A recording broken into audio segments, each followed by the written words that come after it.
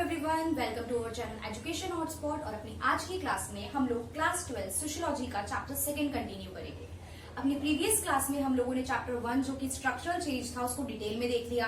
हम लोगों ने डिस्कस करा कि कॉलोनिज्म क्या होता है, इंडस्ट्रियलाइजेशन क्या होता है और किस तरीके से वो इम्पैक्ट डालते हैं हमारी सोसाइटी में, उनका क्या इम्पैक्ट रहा और हिस्टोरिकली उन इवेंट को हमने डिस्कस करा था। ओके, तो हमने यहाँ पे कॉलोनिज्म के बारे में डिटेल में देखा, अर्बनाइजेशन और इंडस्ट्रियलाइजेशन देख लिया।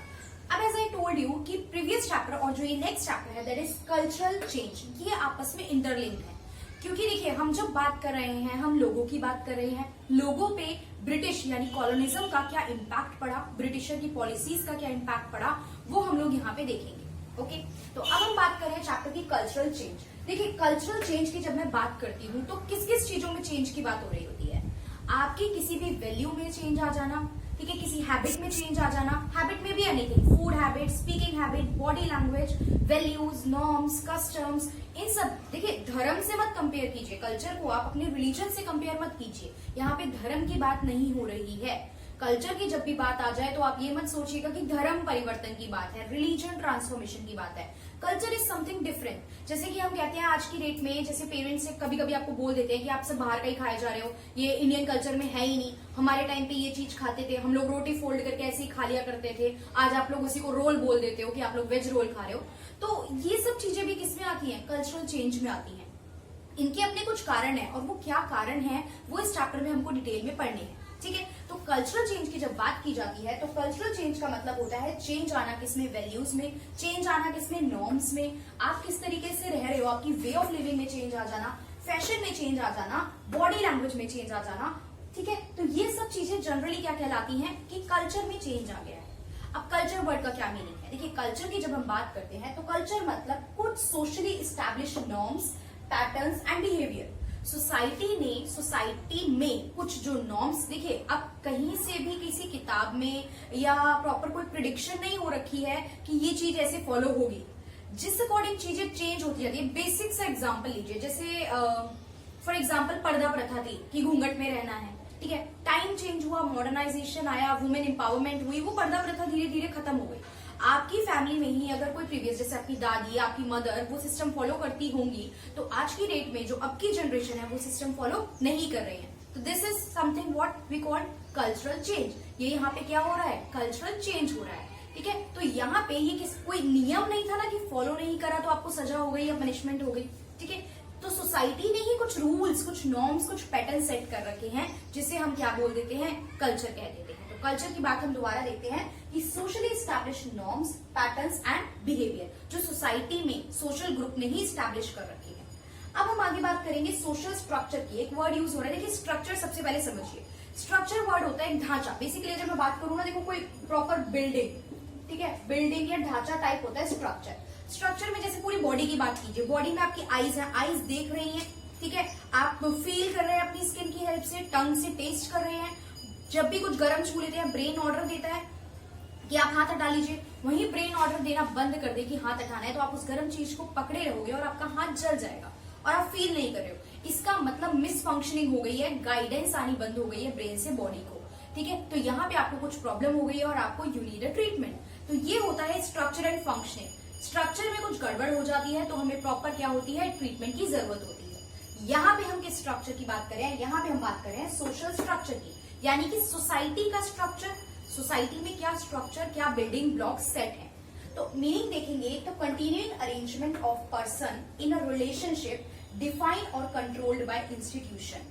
एक एक करके इसको वर्ड को समझिए। देखिए, इंस्टीट्यूशन कुछ भी हो सकता है। इंस्टीट्यूशन में बी अ ग्रुप, इंस्टीट्यूशन एक फैमिली, इंस्टीट्यूशन एक कॉलोनी जहां आप रह रहे हो, इंस्टीट्यूशन एक स्कूल, इंस्टीट्यूशन आपका ऑफिस, इंस्टीट्यूशन में भी एनीथिंग। ठीक है, अरेंजमेंट है लोगों की रिलेशनशिप का। ठीक है, पर्संस की कैसी रिलेशनशिप है, डिफाइंड और कंट्रोल्ड बाय द इंस्टीट्यूशन। आप घर में रह रहे हो, बेसिक रूल्स है ना, जैसे किसी के घर में रूल है 8-9 बजे के बाद घर से बाहर नहीं निकलना है। ठीक है, चप्पल आपके घर के बाहर ही उतार के आनी, छोटे छोटे एग्जांपल से क्लियर करके चलते हैं। चप्पलें घर के बाहर उतार के आनी है, तो दिस इज उस प्रॉपर घर का ये एक स्ट्रक्चर हो गया।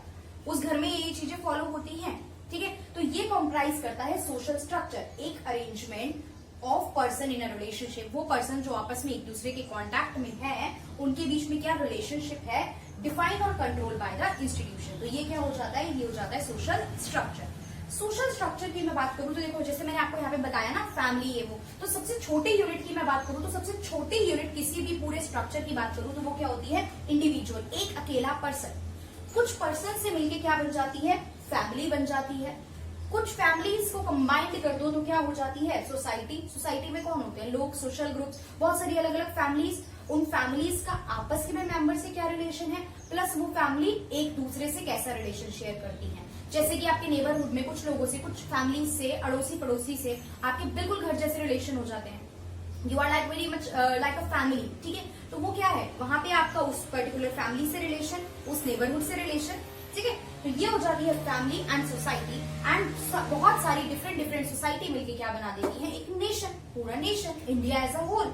और वही नेशन की बात करें तो अलग अलग नेशन मिलके एक और बड़ा स्ट्रक्चर आप कंप्राइज कर सकते हो जो बनाते हैं ग्लोबल वर्ल्ड, पूरा वर्ल्ड। अब ये सब एक दूसरे पे इम्पैक्ट डालते हैं।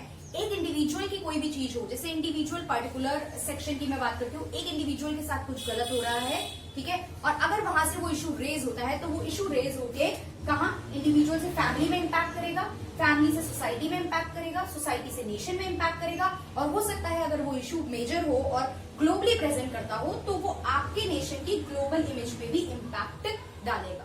तो इस तरीके से ये चीजें एक दूसरे पे इम्पैक्ट डालती हैं। अब हम यहाँ पे स्ट्रक्चर की जो बात करेंगे तो हम देखेंगे, देखिए दो टाइप से डेवलपमेंट हो रही है, दो टाइप की डेवलपमेंट की बात की गई है चैप्टर में। अब थोड़ा सा पीछे चलते हैं, कॉलोनिज्म वाला टाइम आ गया, ब्रिटिशर का टाइम आ गया, we are under the control of Britisher, वही इंडस्ट्रियलाइजेशन, अर्बनाइजेशन, ये सब कुछ चल रहा है सोसाइटी में, दिस इज प्रिवेलेंट। तो यहाँ पे दो चीजें थी, देखिए एक तो डेवलपमेंट जो प्रिवेलेंट थी, जो चाही जा रही थी, जो डेलिब्रेट थी, ठीक है। डेवलपमेंट मतलब क्या होता है, देखिए ओवरऑल एस्पेक्ट में ग्रो करना इकोनॉमिकली। अगर जनरल डेवलपमेंट का मीनिंग देखें तो पैसे से रिलेटेड हम वेल टू डू हो जाए, उसके अलावा हमारी हेल्थ, एजुकेशन, रहने सहने का तरीका, ठीक है, ट्रेड्स, लिविंग हैबिट्स, सब कुछ हमारा अगर इम्प्रूव कर जाए तो वो कहलाता है डेवलपमेंट। ओवरऑल ग्रोथ किसी भी पर्सन, किसी भी इंडिविजुअल, किसी भी सोसाइटी की। तो India under the British control है, हम आजादी नहीं है, तो डेवलपमेंट, आजादी के लिए भी लड़ रहे हैं तो डेवलपमेंट के लिए तो हमें लड़ना ही पड़ेगा, ठीक है। अब यहाँ पे कुछ थी डेलिब्रेट जिनके लिए बहुत सारे सोशल रिफॉर्मर उस टाइम पे लड़ रहे थे, वो आप बहुत फैमिलियर होंगे इस चीज से, अभी बताते हैं। डेलिब्रेट मतलब सोशलॉजिस्ट जो चीजें चाहते थे, 19th एंड 20th सेंचुरी की स्टार्टिंग में बहुत सारे सोशल रिफॉर्म चल रहे थे इंडिया में।